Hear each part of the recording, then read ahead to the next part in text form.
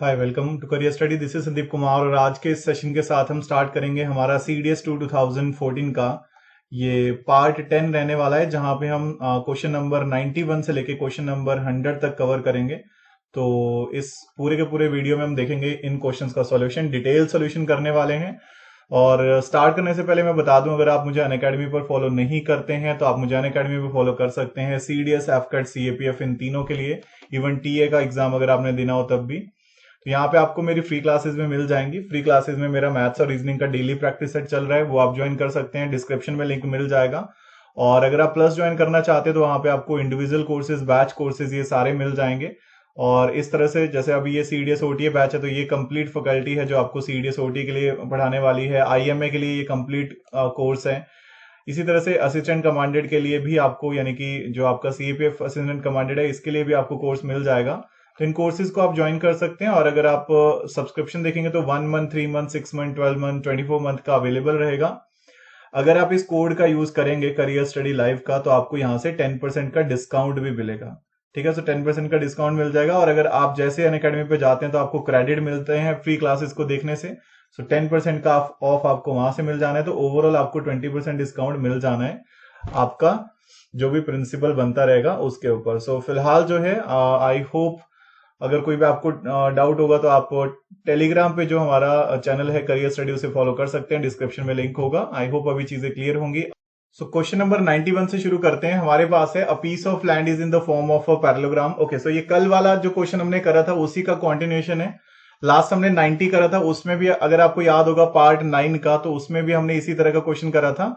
और थोड़ी सी वैल्यूज आप ध्यान रखिएगा, कल जब हमने इसको सॉल्व करा था तो आपके पास उस पैरेललोग्राम की वैल्यूज में, ये पैरेललोग्राम है और यहाँ पे अगर ये x था तो ये x प्लस 13 था, वो हमने सॉल्व करा था। और ये 41 अगर आपको याद होगा तो x की वैल्यू आई थी 15, तो x प्लस 13 की वैल्यू कितनी आई थी, दूसरी साइड कितनी आई थी, 28। एंड देन हमारे पास नेक्स्ट जो हमने एरिया निकाला था वो कितना आया था, 252 आया था। ये तीन वैल्यूज आप जरूर ध्यान रखिएगा। इसके बेसिस पे ये क्वेश्चन हम सॉल्व करेंगे। तो हमें कहा है कि पीस ऑफ लैंड जो है वो अगेन सेम है, what is the shorter height of the parallelogram. So same अगर आप देखेंगे यहां से तो क्या सिचुएशन बनेगी। ओके, सो अगर आप देखेंगे तो शॉर्टर हाइट ये बननी है, क्योंकि अगर आप उस तरफ को हाइट लेंगे तो वो लॉन्गर हाइट बन जानी। तो शॉर्टर हाइट मतलब नजदीक जो भी बनेगी हाइट, कम से कम जो भी हाइट होगी, सो आमने सामने। सो अगर ये हाइट है, आपको पता है बेस इसका 28 है, तो आपको पता है एरिया क्या होता है, एरिया होता है base into height of a parallelogram. So this is equal to 252, हमने कल निकाला था। So base is 28 into height is 252। तो यहां से अगर आप हाइट निकालेंगे तो 252 अपॉन में 28, सो कितना आ जाएगा ये, इट शुड बी 9 मीटर। ठीक है, एक और क्वेश्चन इसी से रिलेटेड है, क्वेश्चन नंबर 92 भी अगर आप देखेंगे सेम क्वेश्चन है, अगेन वही चीजें यूज हो रही हैं बार बार। तो इसीलिए वो पहला क्वेश्चन, अगर आप क्वेश्चन नंबर 90 इंडिविजुअल देखेंगे तो बहुत टफ लगेगा कि ये क्यों करना है इतना बड़ा क्वेश्चन, बट जब आप ओवरऑल सारे क्वेश्चन देखोगे तो आपको ये इजी लगेगा। ठीक है, सो ये 28 है, ये 28 है, और ये 15 है, और ये भी 15 है। और हमने यहाँ पे हाइट निकाल लिया है कि हाइट जो है वो 9 है। चलिए, सो अब इस बेसिस पे देखते हैं कि क्या क्या चीजें हमारे पास पॉसिबल है। तो हमें कहा है कि the difference between the diagonals of a parallelogram is more then 20, कि जो दोनों डायगोनल आने ना, उनका डिफरेंस मोर देन 20 होगा। एक तो हमें पता है एक डायगोनल तो 40 है, लेट दिस इज ABCD। तो हमें पता है कि AC कितना है, AC जो है वो 41 था, वो तो गिवन ही है क्वेश्चन में। चलो, और दूसरा हमने निकालना है। दूसरा हम कैसे निकाल सकते हैं, अगर मुझे ये वैल्यूज मिल जाती हैं। ओके, तो 915 में, अगर आप 915 में लगाएंगे तो आपके पास क्या लग जाएगा, ट्रिपलेट अगर आप यहां से लगाएंगे तो 915 का डायरेक्ट तो नहीं लगा सकते, लेकिन अगर ये 15 है, ओके, सो अगेन हम ट्राई करेंगे कि हम सॉल्व कम से कम करें। तो आपको अगर आप यहां पे देखेंगे, ABCD, इसको मैं E मान लेता हूं। तो ट्रायंगल ADE को देखो, ट्रायंगल ADE में आपके पास हाइपोटेन्यूज कितना है, 15 है, परपेंडिकुलर कितना है, 9 है। तो यहां से आई होप आप बता सकते हैं कि बेस कितना आएगा। तो ट्रिपलेट लगा लो, 9 12 15 होता है, तो 12 आना है। सो दैट मीन AE कितना आ जाएगा, 12 आ जाएगा। तो अगर A से E जो है वो अगर 12 है, सपोज करो A से E 12 है, तो E से B कितना होगा, क्योंकि टोटल तो 28 है ना। तो अगर इतना 12 हो गया तो आगे 16 होगा। तो दैट मीन EB कितना हो गया, 16। अब 9 16 और तीसरी वैल्यू कितनी आनी है, अगेन मैं ट्रिपलेट लगा रहा हूं। ट्रायंगल DEB में आपको पता लग गया कि जो बेस है वो कितना है 16 है, परपेंडिकुलर कितना है 9 है, तो 9 16 से अगेन चेक कर लो कि कितनी वैल्यू आनी है। सो ये हमारे पास एग्जैक्ट ट्रिपलेट तो नहीं बनेगा, बट हाइपोटेन्यूज कितना आएगा 16 का स्क्वायर प्लस 9 का square, so this is under root of 256 plus 81, यानी कि 337 आना है। तो 337 का रूट अगर आप लेंगे तो this is nearly equal to 19 से लेस आना है तो 18 पॉइंट समथिंग होगा, लेट सपोज 18.4 के आसपास आ जाएगा ये। तो अब यहां पे डायगोनल 1 कितना है 41 है, डायगोनल 2 कितना है 18.4 है। क्या डिफरेंस 20 से ज्यादा है? बिल्कुल डिफरेंस 20 से ज्यादा है। Now the difference between the height of the parallelogram is more than 10, तो जो हाइट का डिफरेंस आएगा ना वो मोर देन 10 होगा, तो दूसरा हमें ये कहा है। अब एक हाइट तो हमें इजीली मिल गई, ठीक है, एक पैरेललोग्राम की अगर मैं बात करूं एक हाइट तो हमें ऑलरेडी मिल चुकी है। दूसरी हाइट क्या आएगी अगर मैं इस पैरेललोग्राम को ऐसे ज्वाइन करूंगा, यहां जैसे हाइट आ जाएगी, दिस इज 90 डिग्री, मतलब ऐसे, so this is A B C D. तो क्या हाइट का जो डिफरेंस है वो आपके पास 10 मीटर आएगा, ये हमने देखना है। तो उसमें ज्यादा कुछ दिक्कत वाली बात नहीं है। आप क्या करोगे, सिंपली आपको पता है कि एरिया ऑफ पैरेललोग्राम जो है वो इक्वल ही रहना चाहिए। सो एरिया जो है वो equal to area of parallelogram आना चाहिए। So base into height 28 into 9 equal होना चाहिए base into height 15 into second height h2। So h2 कितना आएगा 28 इंटू 9 अपॉन में 15, एंड अगर आप इसको देखेंगे तो आपके पास कितनी वैल्यू बन जानी है, so it should B 16.8। Now एक वैल्यू जो है वो अब दूसरे सिचुएशन में हाइट 1 जो है वो कितना है 9 है और हाइट 2 जो है वो कितना है 16.8 है। क्या ये 10 से ज्यादा का डिफरेंस है? नहीं, दूसरा गलत हो गया। सो इट शुड बी ओनली 1 जो आपका आंसर आना है। थोड़ा सा कॉम्प्लिकेटेड हो गई चीजें, बट आई होप अगर आप ध्यान से करेंगे तो ये 3 क्वेश्चन जो है वो वर्थ इट होंगे, 90, 91 एंड 92 तीनों जब आप सॉल्व करोगे। अगला क्वेश्चन है कि one of the roots of the equation P X square plus Q X plus R is equal to 0 is 3 time of the other, then which one of the following relation is correct. One root जो है अगर एक alpha होगा तो दूसरा root जो है वो 3 अल्फा होगा, ये हमें कहा है। सो हमने बताना है कि कौन सा रिलेशन करेक्ट होगा। तो सम ऑफ रूट कितना बनेगा alpha plus 3 alpha minus B upon में ए, यानी कि माइनस क्यू अपॉन में P, and alpha into 3 alpha यानी कि 3 अल्फा स्क्वायर जो है वो कितना बनेगा, तो वो बन जाएगा हमारे पास सी अपॉन में ई यानी कि आर अपॉन में पी। तो दो रिलेशन हमें यहां से मिल रहे हैं। सो हम क्या कर सकते हैं, ये बन जाएगा 4 alpha is equal to minus Q upon में पी, तो अल्फा आ जाएगा यहां से माइनस क्यू अपॉन में 4p। एक तो ये रिलेशन बन जाएगा, और दूसरी साइड से हमें जो अल्फा मिला है 3 अल्फा स्क्वायर मिला है वो मिला है आर अपॉन में पी। इस अल्फा को यहां पे पुट करो, सो दैट इंप्लाई 3 अल्फा का स्क्वायर जो है वो बन जाएगा आपके पास 3 इंटू माइनस क्यू अपॉन में 4p का स्क्वायर, और उसकी वैल्यू आनी चाहिए आर अपॉन में P, so that imply 3q square upon में 16 p का स्क्वायर।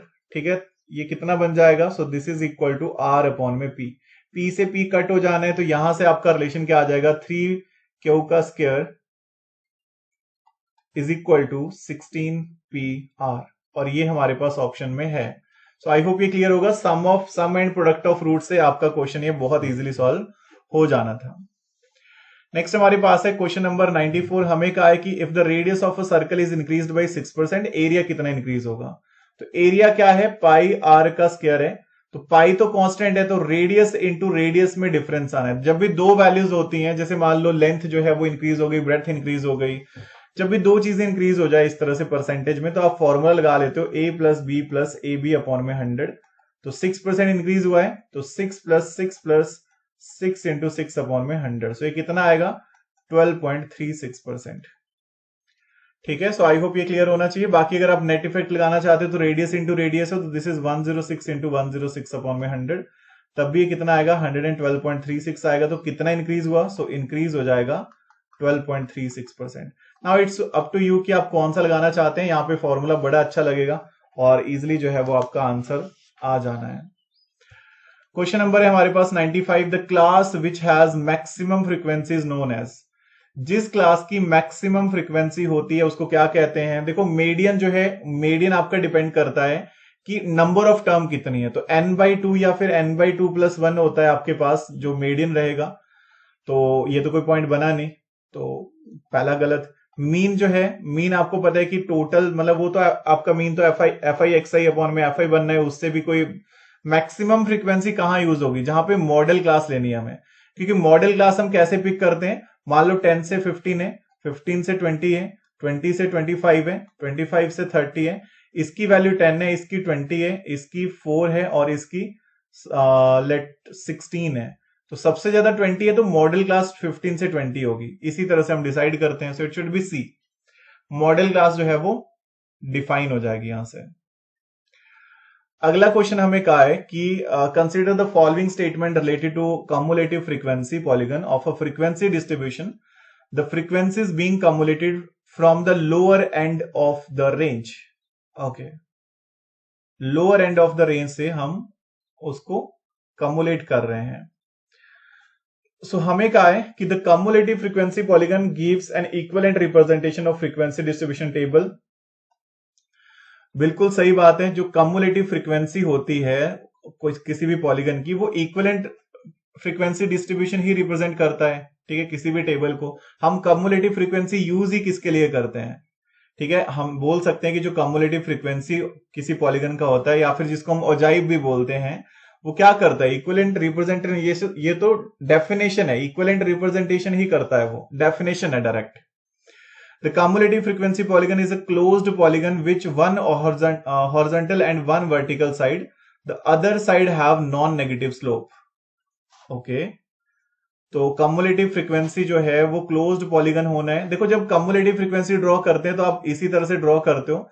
मान लो आपके पास जो फ्रीक्वेंसीज हैं, जो आपने नॉर्मली जो वैल्यूज हैं वहां के मिड पॉइंट आपने लिख लिए। ठीक है, कम्युलेटिव फ्रीक्वेंसी का कुछ पॉलीगन बन गया, तो आप इसी तरह से करते हो कि इसको ज्वाइन कर दिया, इसको ज्वाइन कर दिया, इसको ज्वाइन कर दिया, एंड इस तरह से ज्वाइन करके लास्ट वाले को आप 0 पे ले आते हो फिर से।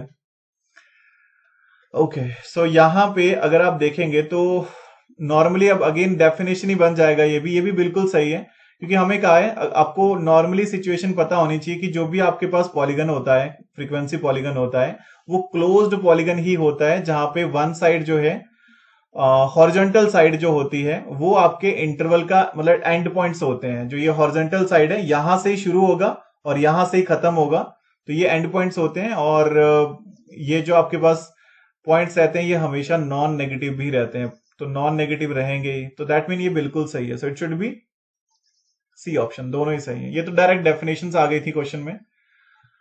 अगला क्वेश्चन है हमारे पास, number of complaints lodged due to road accident in a state within a year for 5 consecutive years. 5 साल का आपके पास डाटा है कि हर साल कितने एक्सीडेंट होते हैं। ओके, और budgetary allocation of the total available funds to the various item of expenditure, तो which of the above data is are suitable for representation of pie diagram.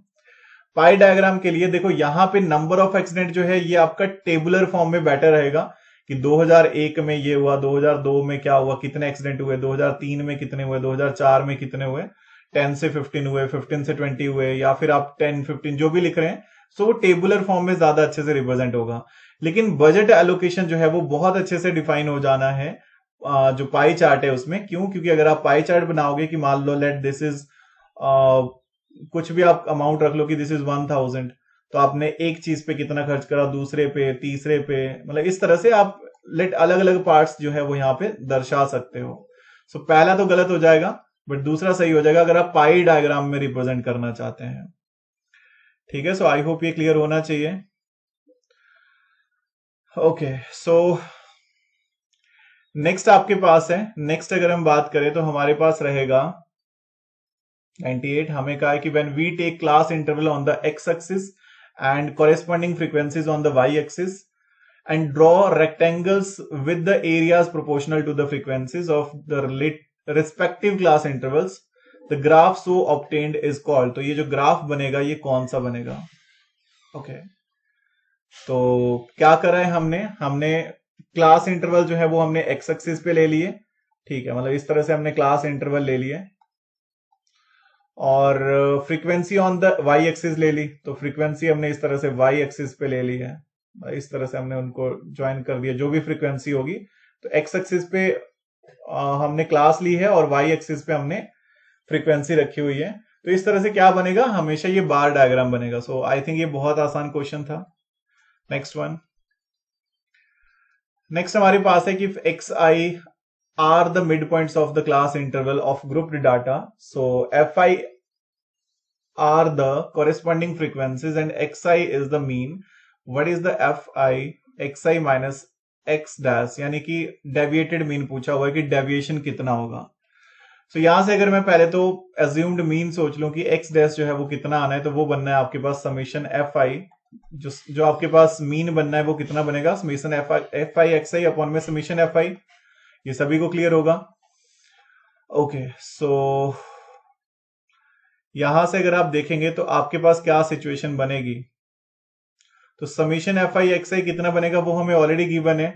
X आई जो है वो मिड पॉइंट्स हैं, F I जो है वो frequencies हैं। Okay, and चलिए तो यहां से देख लेते हैं हमारे पास क्या सिचुएशन बनेगी। हमसे पूछा क्या है, हमसे पूछा है summation of F I into x I minus x dash, ये हमसे पूछा हुआ है। तो देख लेते हैं कि क्या सिचुएशन बनेगी यहां से। तो अगर इसको मैं अलग अलग भी करता हूं तो हमारे पास क्या सिचुएशन बनेगी, इसको मैं लिख सकता हूं एफ आई एक्स आई और F I X dash. Okay, so ये हमारा सिंपल रिलेशन ही बन जाएगा। अगर मैं इसको अंदर मल्टीप्लाई कर दूं तो ये क्या बनेगा, समीशन एफ आई एक्स आई बनेगा माइनस, अब ये ऑलरेडी मीन होता है तो ये क्या बनेगा, एक्स आई अगर मैं बाहर लिख देता हूं समीशन एफ आई बनेगा, और ये भी ऊपर क्या बनेगा अगर इसको मैं क्रॉस मल्टीप्लाई करूंगा तो X dash summation F I is equal to summation F I X I. तो ये वैल्यू कितनी है, summation F I X I minus ये वैल्यू अगर मैं यहां से पुट कर देता हूं तो ये भी कितनी है, समीशन एफ आई एक्स आई है। तो कितना हो जाएगा, ये 0 हो जाएगा। ठीक है, सो ये जस्ट इक्वेशन सॉल्व करने का क्वेश्चन था, बहुत simple. And the last one is हमें कहा है कि the observation 6, 14, 15, 17, x plus 1, 2x minus 13 and so on are written in ascending order. Okay, so ये असेंडिंग ऑर्डर में लिखी हुई है ऑलरेडी, ये हमें कहा हुआ है। And the median of the data is 24, what is the value of x। अगर ये असेंडिंग ऑर्डर में है तो मीडियन कितना आएगा, 1 2 3 4 5 6 7 8 9 10, n कितना है, नंबर ऑफ टर्म कितनी है, 10 है। तो मीडियन जो है वो कितना आना है, इवन के केस में हमारे पास मीडियन क्या होता है, n/2 plus n/2 plus 1 upon में 2, यानी कि 5th plus 6th term divide by 2। तो यही होता है 5th plus 6th term divide by 2। तो 5th टर्म कौन सी है, 1 2 3 4 5 x plus 1, and 6th term कौन सी है, 2x माइनस 13। तो मीडियन कितना आएगा, मीडियन आएगा x plus 1 plus 2x minus 13 upon में 2, और उसकी वैल्यू ऑलरेडी गिवन है कि 24 है। तो अगर आप यहां से सॉल्व करेंगे सो आई होप आपको x इजिली मिल जाएगा 20। तो ये कुछ क्वेश्चन थे आज के हमारे, एंड आई होप आज काफी सिंपल क्वेश्चन थे, इजिली समझ में आए होंगे। तो ये हमारा लास्ट सेशन था 2014 के सेकंड पेपर का। अब नेक्स्ट हम स्टार्ट करेंगे 2015 का फर्स्ट पेपर। आई होप आपको सेशन जो है वो अच्छे लग रहे होंगे, तो लाइक जरूर करिएगा हमारे सेशंस को। तो मिलते हैं आपसे अगले सेशन में। तो सभी को फिलहाल मेरी तरफ से thank you, so stay safe, keep preparing, have a nice evening and जय हिंद।